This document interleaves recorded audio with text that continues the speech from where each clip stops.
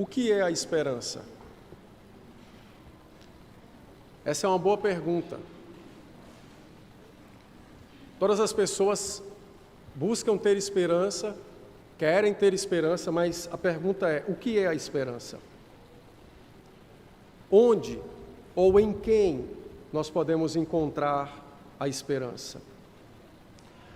O texto que nós lemos, talvez você ache que não tem nada a ver com esperança, mas tem tudo a ver com a esperança.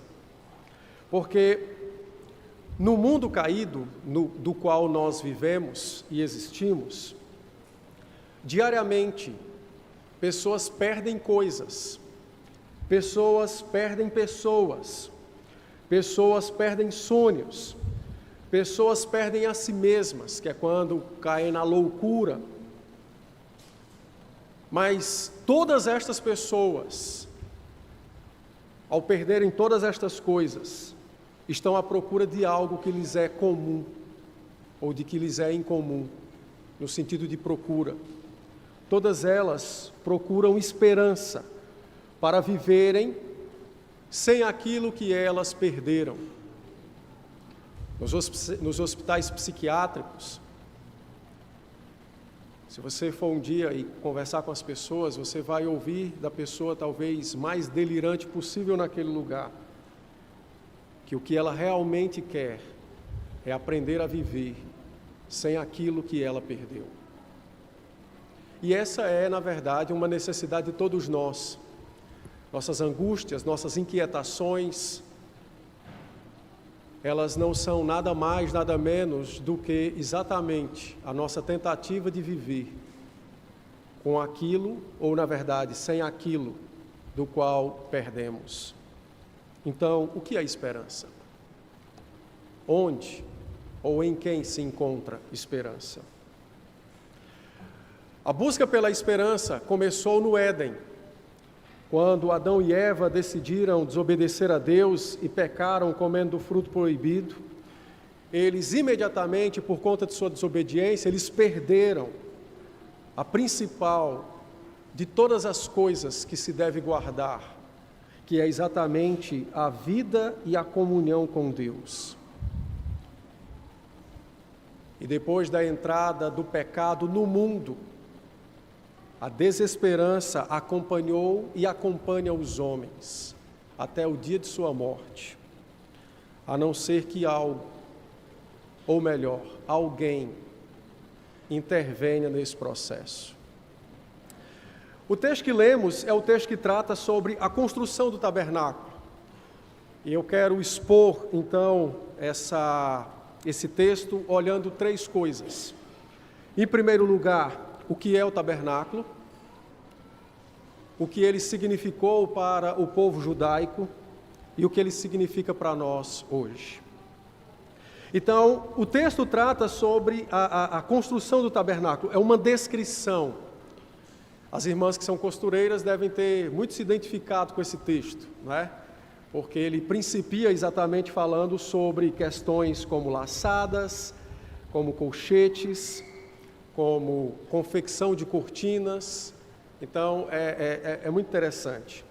O tabernáculo era um retângulo, medindo aproximadamente entre 13 e 14 metros de comprimento, por 4,5 de largura, com 4,5 de altura. O tabernáculo possuía 10 cortinas internas, todas elas feitas de linho trançado. E a ideia do linho trançado é de um linho finíssimo, ou seja, extremamente branco. Enquanto esse linho trançado servia como o fundamento da cortina, em meio a todo esse linho havia também fios de tecido azul, de tecido roxo e de tecido vermelho. Tudo isso estava sendo trançado naquela cortina, ou naquelas cortinas, melhor dizendo. Quando a cortina estivesse pronta, Deus ordenou que fossem bordados querubins naquelas cortinas. Estas cortinas, as cortinas internas, possuíam 12 metros de comprimento, não é? E mais ou menos 1,80 m de largura. Essas cortinas, ao contrário, talvez muitos pensem que elas eram as paredes do tabernáculo, mas elas eram colocadas assim, ó, numa forma de quadrado. Então elas ficavam mais ou menos a um metro mais ou menos de distância do solo, um pouco menos talvez. Eram as cortinas internas. E essa mesclagem de cores reais e cintilantes, ela tinha um santo propósito. Em seguida, sobre estas cortinas havia um outro conjunto de 11 cortinas. Estas então feitas de pelos de cabras, medindo 13 metros de comprimento com 1,80 m de largura. Estas cortinas estavam sobrepostas, ou seja, eram colocadas sobre as primeiras. Por isso que a identificação das cortinas é cortinas internas e cortinas externas. Estas estavam mais próximas do solo, não é? Essas cortinas. Todas elas devidamente ligadas com colchetes feitos de ouro e as suas laçadas de fios azuis nas extremidades, que fazia então com que houvesse a união delas. Por cima destas, agora partindo para aquilo que hoje modernamente é conhecido como hipermeabilização, havia um outro conjunto de cortinas feitos de peles de carneiro, pintadas de vermelho. Então você tem uma brancura azulada com roxo e vermelho na parte interna e no teto, uma cortina de pelos de cabra por cima e agora um vermelho intenso ainda mais em cima. Então esse era o ambiente de cores dentro do tabernáculo. E por cima dessas cortinas feitas de peles de carneiros pintadas de vermelho, havia um outro conjunto de cortinas, a qual a Escritura denomina de peles finas. Peles finas eram peles de texugos e de animais marinhos. Então essa era a parte mais grossa, mais resistente à água, né? Então essa era uma tenda exposta, então ela também tinha esse aspecto hipermeabilizador nas suas cortinas. Todas essas outras ficavam mais próximas do chão, mas nenhuma delas tocavam o solo. Essas cortinas deveriam estar sobre uma estrutura de madeira de acácia, todas as madeiras cobertas com ouro puro. A estrutura consistia então numa armação com tábuas, ou aquilo que é chamado modernamente de pranchas, medindo 4,5 metros de altura por 70 de largura, todas cobertas de ouro. 40 tábuas foram feitas para as laterais do tabernáculo e 6 tábuas para a sua parte traseira, ou para a parte de trás do tabernáculo. Todas elas estavam fixadas no chão, no solo, sob 2 bases que eram feitas de prata. Então havia como que um pé de prata grandão, afixado no chão, do qual essas tábuas eram verticalmente apoiadas. E essas tábuas então formavam essa estrutura, sendo ligadas umas às outras por travessas de madeira, também todas elas cobertas de ouro. Só que as argolas que ficavam nas tábuas eram forjadas, eram argolas de ouro.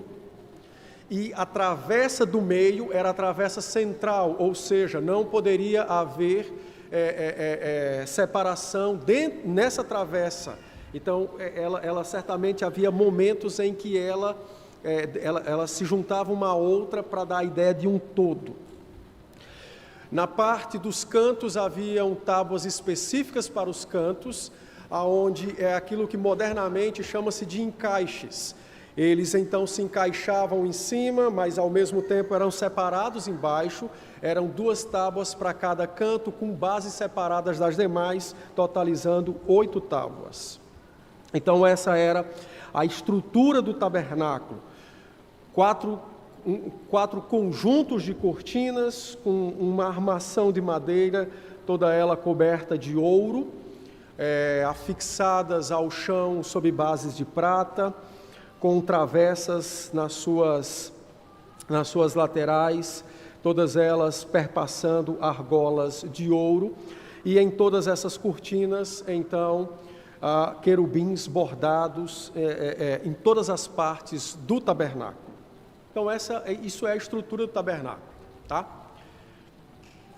Então, isso é a parte da tenda. Havia uma parte do pátio, que é o que nós veremos futuramente.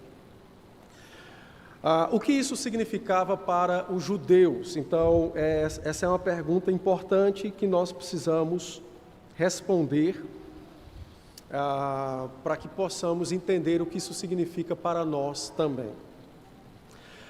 O autor aos Hebreus, no capítulo 8, verso de número 5, Hebreus 8, 5, ele nos dá a chave interpretativa desse texto. Então, Hebreus 8, 5 diz assim: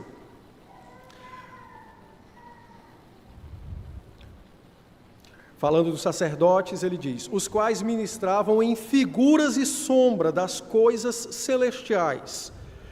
Assim foi Moisés divinamente instruído quando estava para construir o tabernáculo, pois, diz ele, vê que faças todas estas coisas de acordo com o modelo que te foi mostrado no monte. E no verso de número 30, de Êxodo 26, o Senhor ordena a Moisés dizendo: levantarás o tabernáculo segundo o modelo que te foi mostrado no monte. Então, a estrutura e tudo que tem no tabernáculo, ele tem um aspecto de sombras, ou seja, é um aspecto simbólico. Aqui é uma simbologia que tem, então, como seu destino apontar para coisas celestiais, espirituais, que o Senhor Deus revelou em toda a sua palavra. Dito isso, então, se o texto nos diz que isso era um modelo das coisas que ele viu no monte, e se Hebreus nos diz que tudo isso fazia parte de um conjunto de sombras acerca de realidades espirituais, então nós podemos concluir, como já vimos anteriormente, que o tabernáculo representava a presença de Deus com o seu povo. Deus desceu da montanha para habitar com o seu povo, para estar com o seu povo. E agora aquele tabernáculo, a tenda da habitação, nada mais era do que o palácio deste rei que habita com o seu povo. Então o tabernáculo significava o palácio do rei dos céus, estabelecido entre o seu povo, no meio do seu povo. Porque o rei dos céus, o Deus Todo-Poderoso, desceu da montanha para habitar com o seu povo. Isso é extremamente importante, porque o céu está onde Deus está. O céu desce à terra quando Deus desceu à terra para habitar com o seu povo. É por isso que o Senhor Deus, quando ordenou a construção da sua tenda, foi meticuloso em descrever como deveria ser construído, o que deveria ser feito e do que deveria ser feito, tudo aquilo que seria empregado na construção do seu palácio. O céu está onde Deus está. O céu desce à terra porque Deus desceu para habitar com o seu povo. Era isso que significava o tabernáculo entre as tribos de Israel.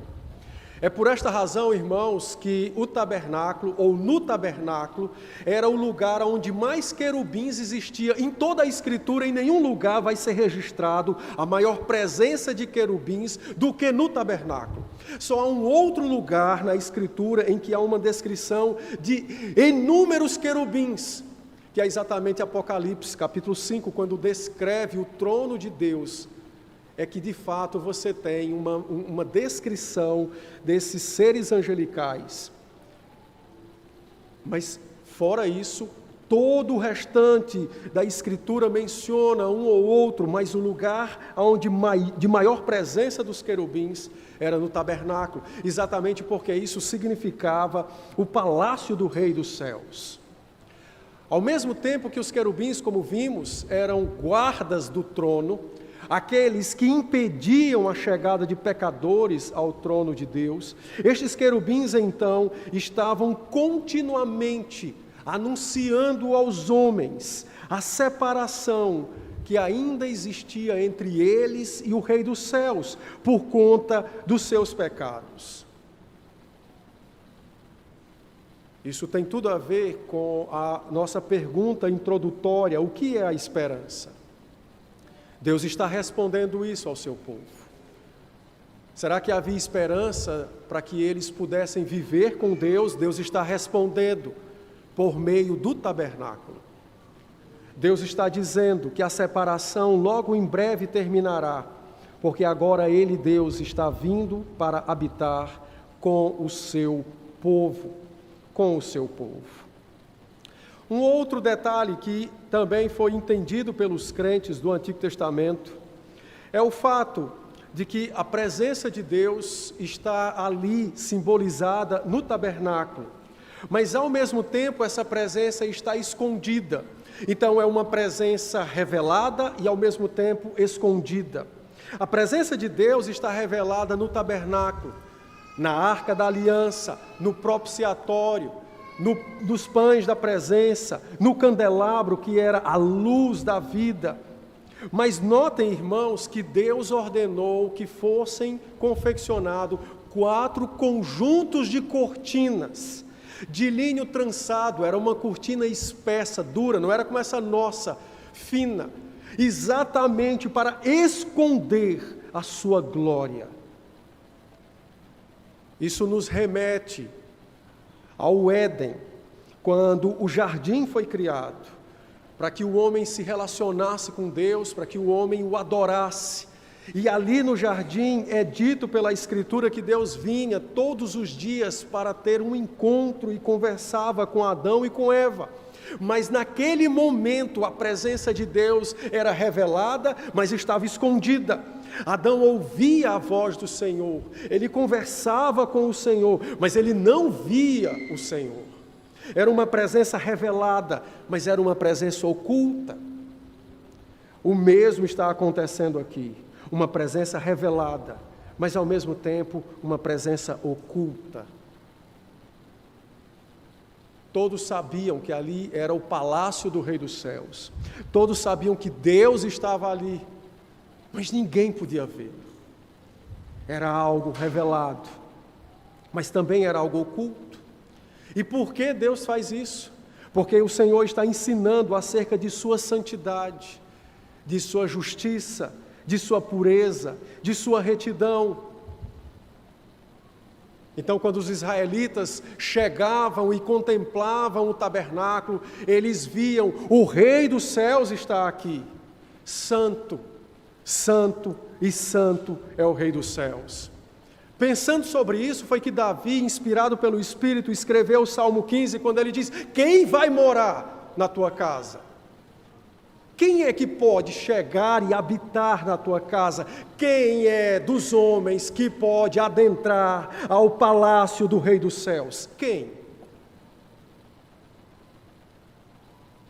E se os irmãos lerem o Salmo de número 15, vocês perceberão que só há uma pessoa que pode adentrar e viver no palácio do Rei dos Céus: o Senhor Jesus Cristo.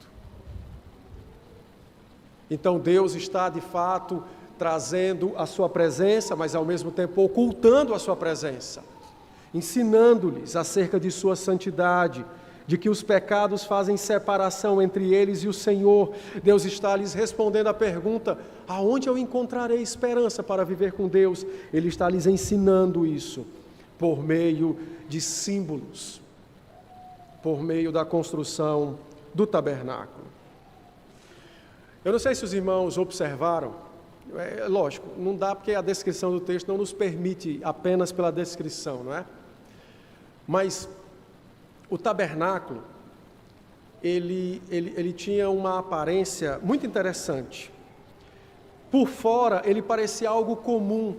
Nós veremos isso no capítulo 27, quando for falado sobre o pátio.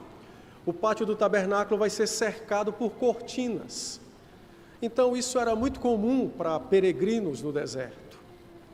Talvez as pessoas se admirassem apenas da sua extensão. Mas, por fora, O tabernáculo parecia comum,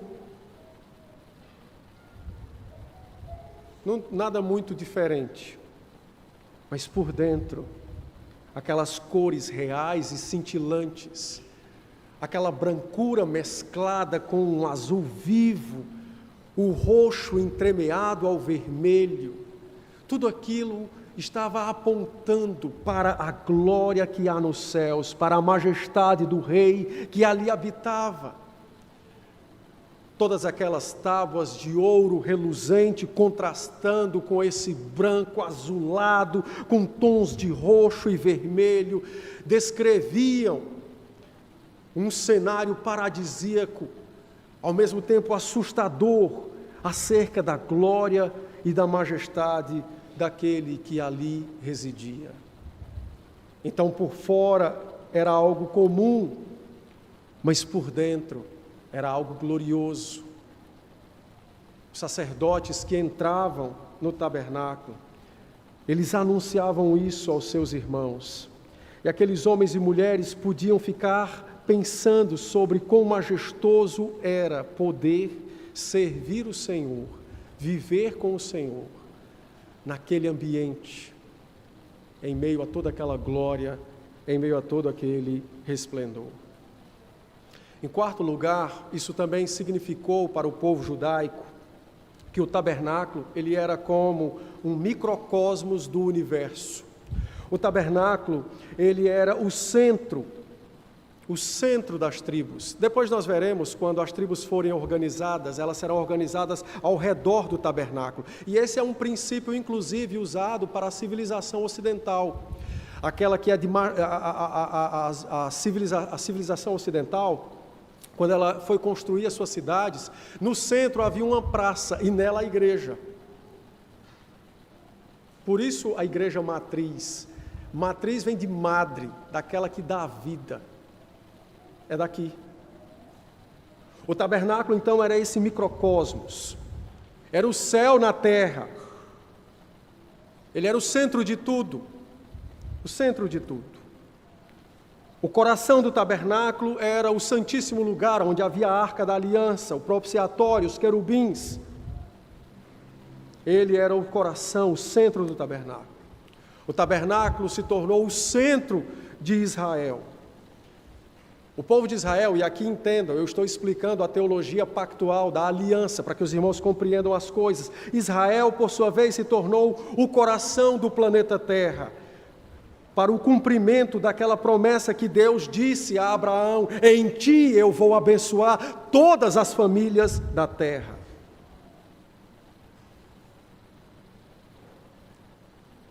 Ele seria um instrumento simbológico na antiga dispensação, da igreja na nova dispensação. Ele era a igreja no Antigo Testamento, o coração da terra, de onde a luz deveria emanar para as nações que estavam em trevas e sem esperança. O tabernáculo também deveria significar e significou para o povo de Israel que ninguém podia ter acesso senão por meio de um mediador, o sumo sacerdote ou os sacerdotes. Eles eram aqueles que abriam o caminho em direção a Deus. É por isso que os irmãos observarão em todo o Antigo Testamento a figura central do sacerdote. Ninguém podia entrar no santuário, no tabernáculo, a não ser os sacerdotes. Os sacerdotes. E ninguém poderia entrar no Santo dos Santos, a não ser um único, o sumo sacerdote. Tudo isso para ensinar que ninguém pode se relacionar com Deus sem um mediador. Eu não sei se os irmãos observaram, mas na descrição do tabernáculo, vocês encontraram porta? Tem sim, uma única. A última parte, a última cortina, o reposteiro que ficava na frente, era uma cortina. O tabernáculo só tinha uma entrada e uma saída.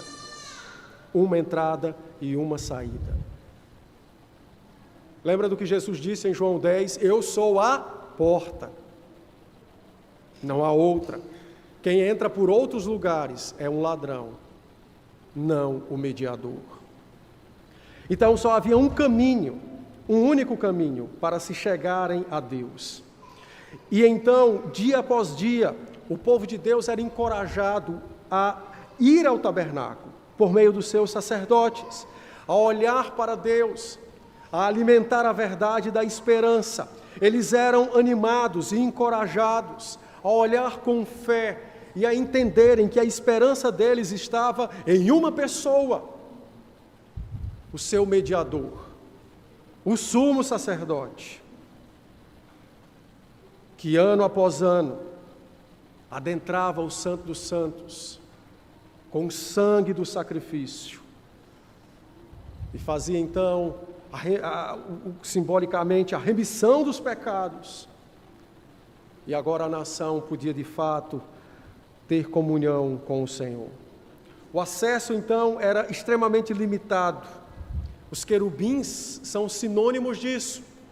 Não pode entrar aqui nenhum impuro, nenhum pecador. Os querubins estavam completamente armados. Ninguém pode entrar, a não ser aquele que está de mãos limpas, a não ser aquele que de fato fará expiação pelo povo, aquele que de fato fará expiação. O acesso era extremamente limitado. A santidade de Deus era uma santidade suprema, e isso foi mostrado em toda essa construção dos seus querubins, nas leis que impediam, nas leis que discriminavam como o sacrifício deveria ser feito, quem poderia se achegar ao Senhor. Extremamente limitado era, então, o acesso ao Senhor. Todas estas coisas foram ensinadas a Israel, e todas elas apontavam para uma pessoa, e isso envolve o que isso nos ensina. O que significa para nós todas estas coisas? O apóstolo João, no seu Evangelho, no capítulo 1, no verso 14, João diz: "E o Verbo se fez carne e habitou entre nós." O verbo habitar aqui usado é a palavra grega usada na tradução do Antigo Testamento para tabernáculo. Tabernáculo era um verbo que significa habitar, morar junto ou perto de. Então João nos diz que o verbo tabernaculou, o verbo habitou entre nós. O que isso significa? Isso significa que o verbo se transformou em carne. Deus desceu a montanha para habitar com o seu povo, para estar com o seu povo. O Filho de Deus, o eterno e glorioso Deus, se fez homem e desceu para habitar com os homens e entre os homens. Agora não é mais um tabernáculo feito de cortinas, não são mais tábuas cobertas de ouro, mas agora é o próprio Deus, na pessoa de seu Filho, que está entre os homens e que habita com eles. Agora é o próprio Deus. E é por isso que João então afirma e diz: "E nós vimos a sua glória." No Antigo Testamento, os homens não podiam ver a glória de Deus. Era uma glória revelada, mas também escondida. Com exceção dos sacerdotes e do sumo sacerdote, o povo via a glória de Deus à distância, por meio dos seus sacerdotes, por meio dos seus mediadores. Agora João diz: nós vimos a sua glória, ela não está mais encoberta, agora ela está completamente revelada. Nós vimos a sua glória. Nós vimos a sua glória. Cristo é o tabernáculo de Deus, o verdadeiro tabernáculo. É o Rei dos céus que encarnou e que habitou entre os homens, habitou conosco, disse o apóstolo João. Não temos mais sombras, não temos mais símbolos, mas agora nós podemos enxergar a realidade do Deus encarnado, que habita com o seu povo, do Deus encarnado. Não precisamos mais de tábuas cobertas de ouro, nem de cortinas de linho trançado. Mas agora nós temos a realidade. Cristo Jesus, o Deus encarnado, que habitou entre nós. Isso é extremamente significativo para nós que somos crentes, não é? E, ao mesmo tempo, isso nos aproxima muito de Cristo, porque, da mesma forma que, por fora, o tabernáculo aparentava algo normal e comum, mas por dentro era cheio de glória, assim também foi com o Senhor Jesus Cristo. E isso agora te ensina por que Ele entrou no mundo de forma humilde, porque foi assim que o Pai havia determinado. Da mesma maneira que o tabernáculo por fora parecia ser um monte de cortinas feitas de peles de animais, algo completamente simples e comum, assim também o nosso Redentor, o Deus glorioso, Ele encarnou, Ele veio a este mundo em carne humilde, em figura de homem, a glória do Deus invisível, encarnada, presente entre os homens. A Escritura declara que a aparência de Cristo era tão humilde que, numa discussão com os sacerdotes, com os escribas e fariseus, ainda que tivesse 33 anos de idade, lhe deram 50, dada a sua aparência mais desgastada por conta de seu ministério e do seu ofício. O Verbo se fez carne, mas Ele não veio a este mundo com pompas, com poder e glória, mas como no tabernáculo Deus havia vindo para habitar numa tenda que aparentemente era humilde, assim também o nosso Redentor.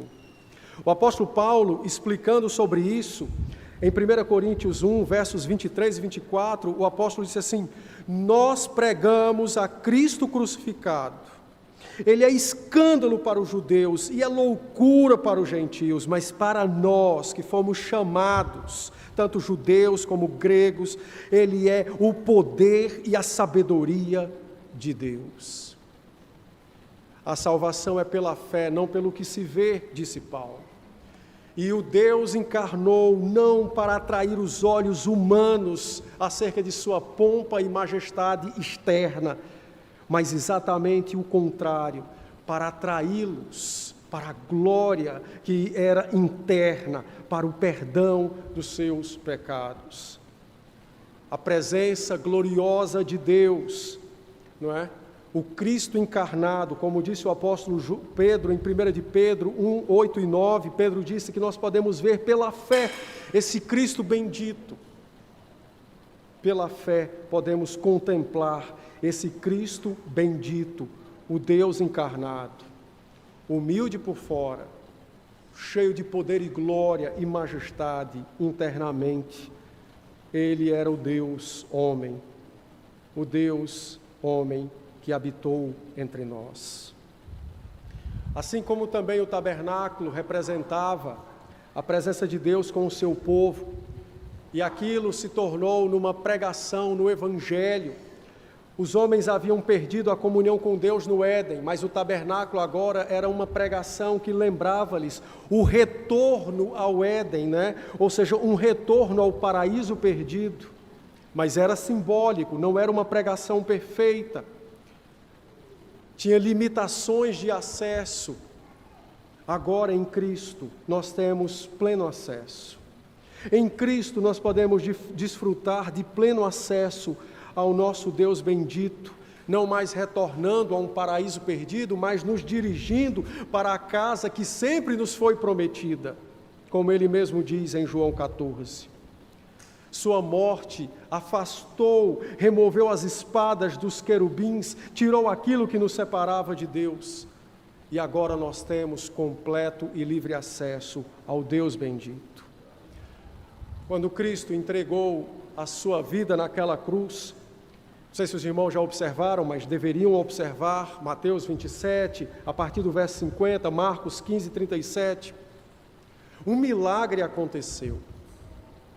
A Escritura registra que houve um terremoto em Israel. E lá, no Monte Sião, onde o templo de Herodes estava erguido, o templo foi chacoalhado. E foi chacoalhado de tal modo que o véu da separação foi rasgado de alto a baixo.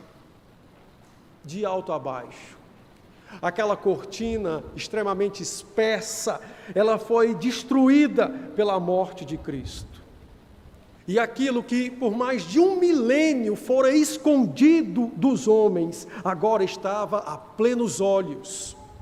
Aquilo que por mais de 1 milênio ninguém viu, senão o sumo sacerdote, agora estava exposto para todos que entrassem no templo, para que todos pudessem ver. O acesso foi completamente estabelecido em Cristo. Não mais para um paraíso perdido, mas para a glória e a casa vindoura que nos foi prometida. Deus estava ensinando o fim da sua antiga relação com o seu povo e o início de uma nova relação em Cristo. Eu não sei se os irmãos já observaram, eu creio que não. E não estou sendo de forma alguma descrente com relação a isso, mas em Atos capítulo 6, verso de número 7, há um registro bíblico do impacto desse milagre. Atos capítulo 6, verso 7, depois da descrição da constituição dos diáconos, a Escritura diz: crescia a palavra de Deus. E em Jerusalém se multiplicava o número dos discípulos. Também muitos, o quê? Quem se converteu? Muitos sacerdotes obedeciam à fé. Aquilo que fora impedido por 1000 anos, agora foi revelado. E Cristo estava salvando homens e mulheres, sacerdotes, que uma vida inteira estavam ansiando por esperança, por ver a salvação. E agora isso lhes foi revelado. Eles viram que o véu fora arrancado e que o caminho ao Santo dos Santos foi estabelecido numa única pessoa, o Senhor Jesus Cristo. O Senhor Jesus Cristo. Agora, não mais se vislumbra o céu por meio de sombras, mas por meio da realidade. Do Cristo entronizado, à destra de seu Pai, acompanhado de todos aqueles pelos quais Ele comprou salvação e vida eterna, ao custo de seu precioso sangue.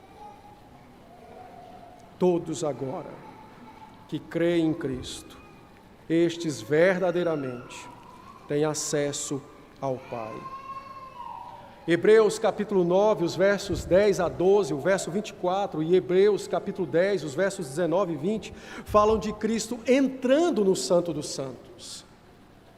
E não num Santo dos Santos feito por mãos humanas, mas no próprio templo de Deus, ou seja, Ele entrou no trono de Deus, no trono onde a majestade estava.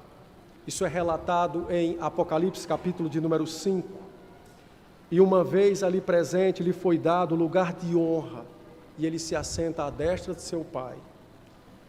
E é de lá que ele intercede por cada um de nós e por todos aqueles que pela fé foram levados a Ele, unidos a Ele, e que pela fé possuem acesso ao Senhor por meio dele.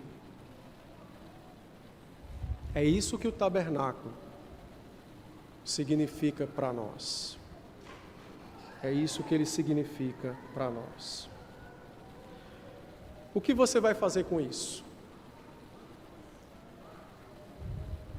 E como você vai de fato viver a sua esperança? Veja, você confia de fato em Cristo e no seu sacrifício para o perdão dos teus pecados e para ter comunhão com Deus, Ou você ainda acha que pode ter comunhão com Deus pelo que você faz? Você acha que você é bom? Sem Cristo, você está como o povo no Antigo Testamento, impedido, completamente impedido. Você pode fazer quantas orações quiser, elas não passarão de uma mera atividade de falar ao vento. Você pode até ir à igreja, você pode até tomar os sacramentos, isso não passará de um ato puramente religioso, mas não quer dizer que isso é comunhão com Deus.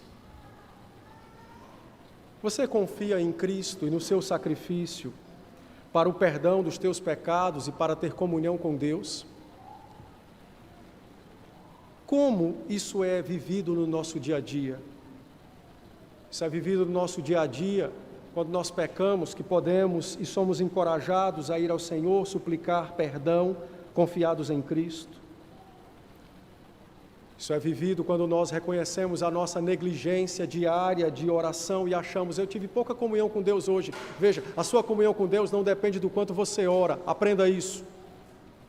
A sua comunhão com Deus depende somente de Cristo. O quanto você ora é o quanto você usufrui do seu acesso. É simples.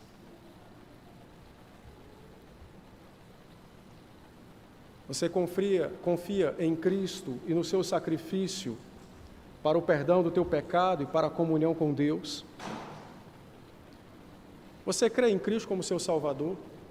Se você não crê, eu preciso lhe advertir, você está no Éden e os querubins querem a sua morte. Então arrependa-se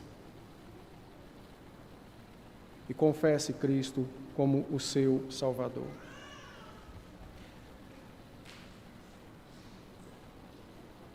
Lembra da pergunta? O que é a esperança? Onde ou em quem podemos encontrar esperança? Cristo é a esperança.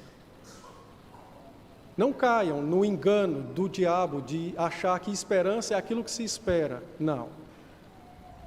O que se espera é o que se espera. A esperança é Cristo. Ela é uma pessoa.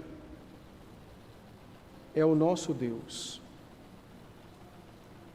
Isso é esperança. Ele é a esperança. E você pode experimentar dessa comunhão com Deus no seu dia a dia. Ou seja, você pode viver a esperança mesmo quando você estiver em face da morte. Você pode experimentar comunhão com Deus, ou seja, viver essa esperança que é somente em Cristo, mesmo em meio às suas lutas. Você tem filho trabalhoso, qual é a sua esperança? Que ele cresça? Está errado. A sua esperança é que ele creia em Cristo. Deveria ser essa. Se ele crescer sem Cristo, ele vai ser apenas um adulto mais preparado para te dar trabalho. A nossa esperança é Cristo. E a nossa comunhão com Cristo é vivida diariamente, em meio às nossas dores e lutas da vida. Teu marido não é crente, qual é a tua esperança? Que ele venha para a igreja? Você está errada. A sua esperança é que um dia Cristo o alcance e o salve, nem que seja no último minuto da vida dele, porque do contrário ele vai arder no inferno. Cristo é a nossa esperança. E nós desfrutamos dessa esperança diariamente. Isso é o acesso livre ao trono da graça, é a comunhão com Deus em meio aos nossos sofrimentos. Qual é a sua esperança com os seus traumas? Eu fui abusado na infância, eu fui maltratado, eu fui abandonado, eu fui estuprado, eu fui não sei o quê. Qual é a tua esperança? É que você tem amnésia? Pois eu lhe garanto que uma pessoa com amnésia também sofre. Qual é a tua esperança em meio aos teus sofrimentos? Qual é a esperança daqueles que estão internados nos hospitais psiquiátricos porque perderam coisas, pessoas ou a si mesmos? Qual é a esperança deles? A esperança é Cristo. Como é que nós tratamos das nossas dores com Cristo, quando elas são agora entregues a Ele? E os meus temores, quando eles estão nas mãos de alguém que é perfeito e intercede por mim? Qual é a tua esperança? Você espera estar vivo amanhã? Se sim, por que você espera isso? Se a sua esperança é porque você tem saúde, você está errado, porque Deus pode tirar hoje. A sua esperança tem que ser Cristo. Ele é quem vai te dar um dia a mais amanhã.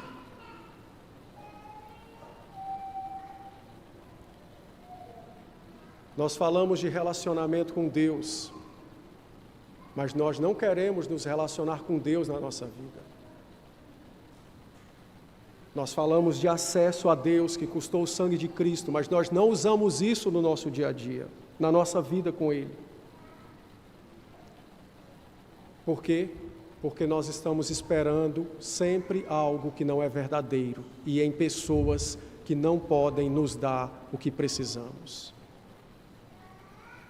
Por isso eu concluo: espere em Cristo. Ele é a esperança verdadeira para todo e qualquer dilema e sofrimento e trauma e dor e morte nesta vida. Porque assim como foi no tabernáculo, que só tinha uma porta, também só há uma pessoa, um mediador, o Senhor Jesus Cristo. Amém?